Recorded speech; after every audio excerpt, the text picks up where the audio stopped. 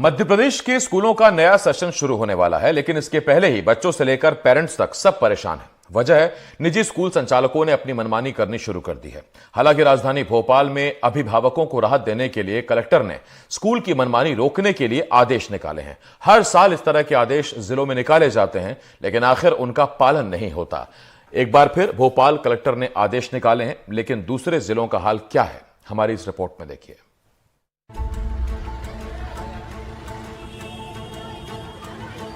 कई अभिभावक इन दिनों परेशान हैं क्योंकि स्कूल का नया सेशन शुरू होने वाला है। बच्चों को स्कूल से नई यूनिफॉर्म खरीदने के निर्देश हैं, लेकिन कई जिलों में पेरेंट्स किसी भी दुकान से सामान खरीदने के लिए स्वतंत्र नहीं है। वजह है निजी स्कूलों ने तय दुकानों से ही कॉपी किताबें और यूनिफॉर्म खरीदने की बात कही है, जिससे अभिभावकों पर दबाव बढ़ने लगा है।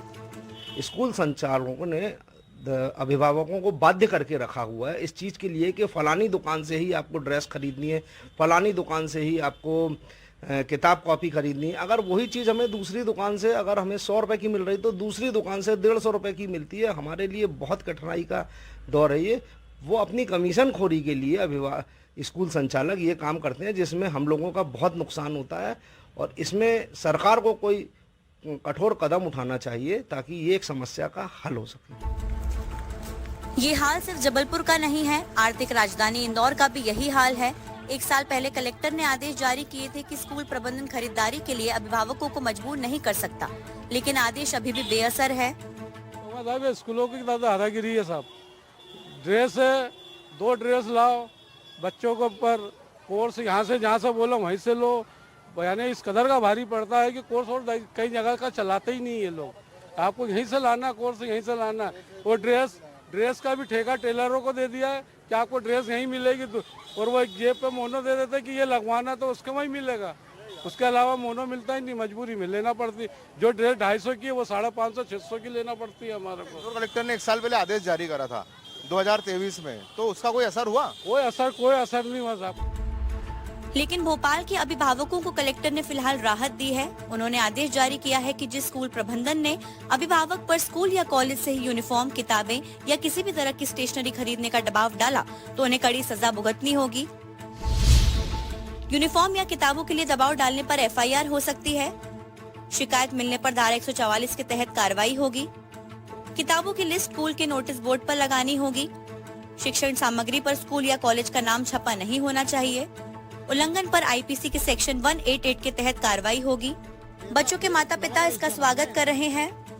बहुत सही निर्णय है, ये इस पे होना भी चाहिए, क्योंकि स्कूल वाले एक ही जगह से कह देते हैं कि यहीं से किताब खरीदो, यहीं से बिस्ते खरीदो और यहीं से सब कुछ।